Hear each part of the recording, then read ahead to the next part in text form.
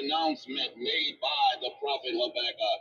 How long, O Lord, shall I cry out and you not listen? Shall I shout to you violence and you not save?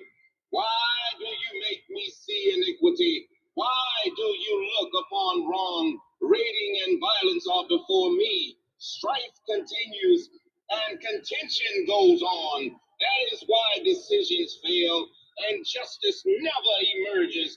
For the villain hedges in the just man.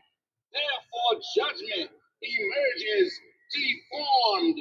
This has been the power scripture of the day out of the book of Habakkuk, chapter 1. This has been the power scripture of the day. Thank you for joining me for the power scripture of the day. And remember, there's power in the word.